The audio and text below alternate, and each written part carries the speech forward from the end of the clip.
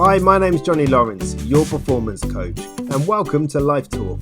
Life Talk is a self-development show where every episode I'll be speaking to someone who's knowledgeable and passionate about a certain topic in hope to help you with your self-development. So let's get to it. And today I have self-esteem and self-confidence coach and author Jonny Pardoe. How are you, buddy? Hey, Jonny. Great name. I'm great, thank you. How are you doing? And you. Nice name. Yeah, love it. No, how are you? All right? Everything good? Yeah, pretty good. Been kept busy, definitely at these times, but definitely enjoyable. And I'm loving the opportunity of meeting people like yourselves and having these conversations. So thanks for the opportunity. How are you doing? Yeah, I'm very good. And thank you for coming on. I mean, we'll plow straight to it. Self-esteem and self-confidence. That's a really interesting thing to be a coach in. It must be absolutely fascinating work. Please help me and people watching understand what is self-esteem and what is self-confidence. Excellent question. Love that one, because if you Google it, if you read, there's many different definitions out there, and it's a question I get asked myself. But in the simplest form, to not go on for ages, self-esteem is purely how much do you like yourself? Regardless of any achievements, any awards, how much do you like yourself as an individual? Self-confidence, I divide confidence into two bits. So self-confidence is about how confident you feel across life, and that's very much impacted from your self-esteem in how much you value yourself, how much you're willing to go and try things, and confidence you've got in your abilities to do things across life. And then I split it slightly into specific confidence. And this is how you feel about a given situation. So for me, I'm quite confident as a coach and a writer because I've been doing it for a while. And it's what kind of is something more natural to me. But if you ask me to sing in front of a group of people, not so confident. In fact, people will probably leave the room. So that's what I define it as, Jonny. That's amazing. That's great because that helps me on a personal level because, you know, I've got two boys and quite often we're in situations where I want them to try new things. And I'll be like, well, you've done this. Why can't you do that? And it just shows that, you know, you have certain confidences in certain directions, I suppose. Yeah, absolutely. But I think there's the self-confidence. If you feel good about yourself as a person, you're more likely to go out and try more things. But you know your kind of abilities and limits as we sort of progress through life, what we might be good at and not so good at. And does that, in your opinion, can that become fixed? In terms of what we specifically look at, I suppose it can be fixed. What you set your mind to. So if you're trying something over and over again, it's likely you're going to become confident in it. But if you're ignoring something, you're never touching it, it's likely it's going to be fixed that you're not going to address that. But we can always change that. Now, there is a reality that there are some things we're better at than others. We all have different natural abilities, right? So me, I haven't got that voice, as I just used as an example. But I feel like I can grow my writing ability and my coaching ability. Amazing. So we know what self-esteem is. We know what self-confidence is. Why is it important? I'm not going to say great question to every question, but it's an even better question. I love that one. So the benefits of it. Now, people think, oh, loving myself, liking myself, that's a bit greedy. That's a bit self-centered, isn't it? But actually, the benefits are not only for yourself, but for other people. So, for example, if you like yourself and you enjoy being who you really are, you're more likely to be happier than if you're miserable. You're probably not liking life. You're probably not liking who you are. You're likely to be happier. You're also more likely to go for what you want and not hold yourself back. So There's many challenges in life, like what are people going to think? What are people going to say?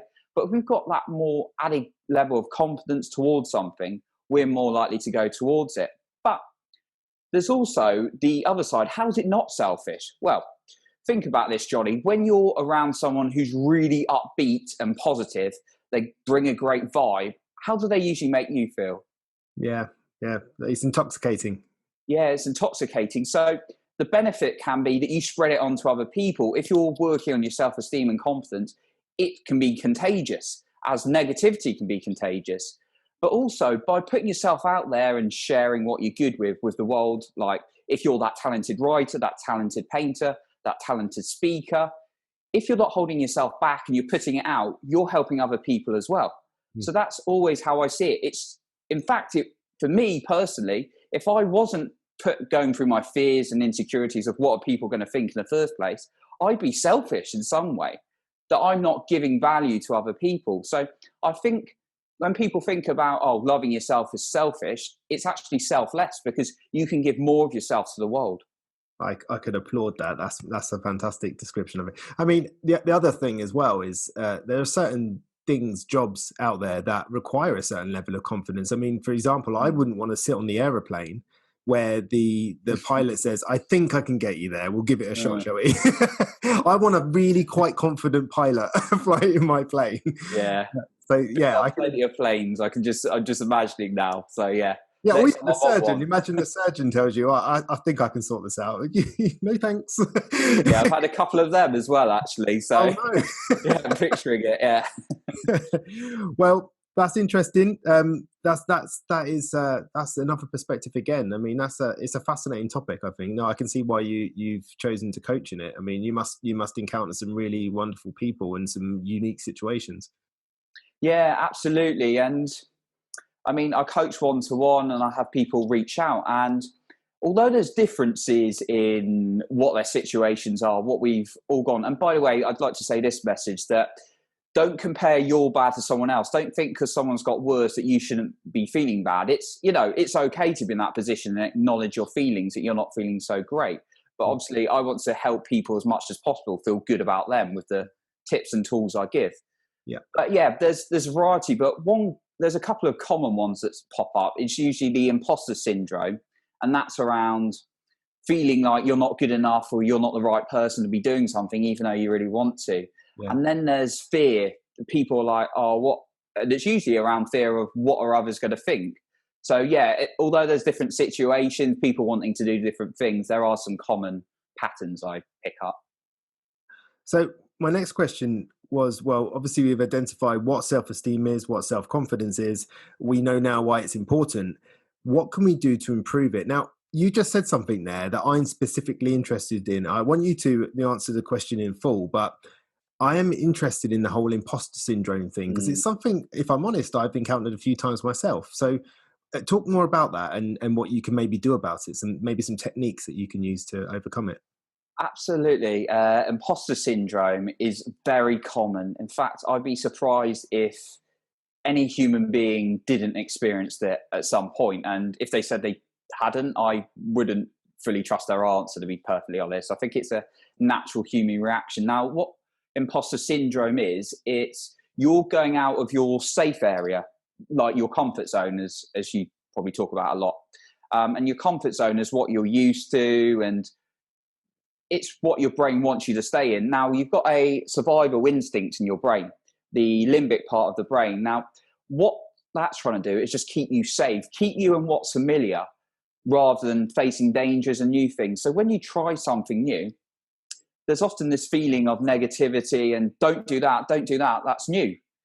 However, in order to progress, you need to slightly take on this new identity and do these new actions. Now, when I say take on a new identity, I talked about this the other day in a video. It's not about trying to be someone else. You want to be your authentic you, but there are certain things you're going to have to develop and push through. So for imposter syndrome, a recommendation, really, that's the other part of your question, is so there's the one bit to improve it is you have to go through it. You have to just take little steps to improve your confidence. And confidence comes from taking courageous action. And these don't have to be things like jumping out of a plane at 15,000 feet or walking on fire or standing up and, don't worry, Jonny, or standing in front of 10,000 people. These can be just little things like talking to your boss about that potential job promotion, talking to that attractive girl or attractive guy at the bar, just saying hello, just these little steps. And that's kind of facing fear. But also the other part to imposter syndrome is talking to yourself regularly and making sure you're talking positively. So remind yourself why you're wanting to do something, because we often lose track of that. Yeah. But at the same time, really, really reinforcing the belief that you are good enough. And you probably come across affirmations, and when you say nice things to yourself, yeah, they're good. But actually, what I learned from Tony Robbins, one of my heroes, is to make them into more incantations. So every morning I'm shouting, I am enough, I am amazing. I sound like a loony to my neighbours probably, and I haven't really met them yet because it's quite a new place, but that can be really effective. So the self-talk for kind of the mindset stuff, but actually it's about breaking the actions down and then going, and then your brain starts to say, okay, this is okay, this is all right. And you might encounter later situations which are challenging, but you've got to take action to get that confident feeling. So more like taking the bigger problem and breaking it down into small actionable points that feel more palatable at the time. Yeah, absolutely. Nice. Well, I have to remember that. So the bigger question was, generally, how can you improve your self-esteem and self-confidence? Yeah, of course. So self-esteem is, I touched on one of those already in terms of the way you talk to yourself. What I've developed is a series of things called must habits, things I must do every day. And it's the choice of language, not should do, must do, in order to improve my self-esteem every day. So I said about being a loony and shouting at myself in the mirror, but there's also things looking after yourself, because things like in your area, like nutrition and exercise, are a form of self-care, and self-care is a form of self-love. And when you're looking after yourself, you're really loving yourself, and that's taking care of your body. I'm not saying never have a bad treat again and have a day off and you're running or things, have those kind of things, but it's about treating yourself right, because that's giving a message that you're good. Another one is the people around you make a really big impact. Now, unfortunately, there are going to be some negative close friends or family now and then in our lives.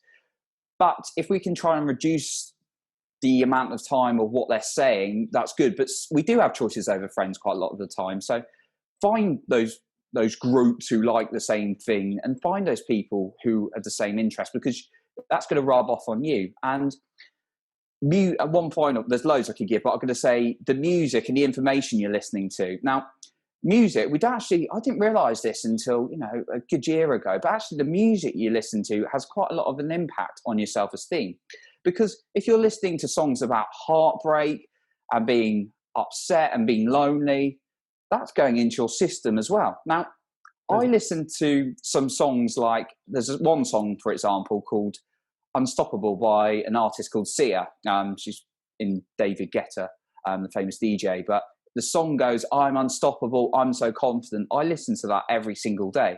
And that message is going into me. So I'm not listening to Unbreak My Heart or I am so lonely on my own. But it seriously plays more of an impact. And I listen to uplifting podcasts, enthusiastic people, rather than, now some of us not like watching the news, but I try and stay away from it because it's negative. Yes, but feeding myself with resourceful information can really, really help. So that's the self-esteem side of it. You asked about self-confidence. I can give a couple of quick tips on that. So confidence, it's kind of what I just touched on a little bit around taking action. Now, there's a great book called The Confidence Gap by Dr. Russ Harris. And basically the quote goes, and this changed my perspective, confident action first, confident feeling second, meaning you can't be more confident until you do the thing. So like I said, breaking it down. But there's also changes in your physiology can make you more confident. So standing in like Wonder Woman every morning is also something I do. Walking upright, like you might have done in drama class, can actually, how you change your physiology changes your mood. And there's a great book called Higher Status that goes into this in more detail. And then the final one, to remember all the courageous things you have done over your life, because we forget. Our first day at school is one example that people will forget. Terrified little kid, but went into a new school, new environment, secondary school.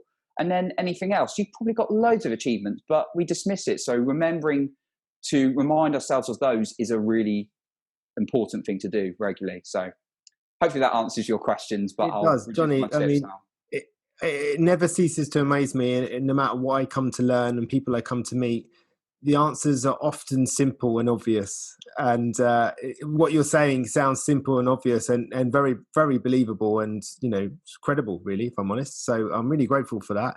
Just lastly, I see a copy of your book in the background. Is that right? Yeah. You just want to grab that? Oh, you got one in your hand? One in front of me. Yeah. I was doing That's something your book, earlier. isn't it? I just wanted to make sure you got that on there so people can see it. Looks like a good book. I'm looking forward to reading that. We only met a few days ago, so I haven't had a chance yet. Yeah, definitely. But Jonny, listen, it's been an absolute pleasure, mate. Thank you so much, and I hope to do this again some point. Yeah, really enjoyed it. Jonny, like I say, great name, but great guy as well. So fantastic chatting today. And you, mate. Take care. Cheers.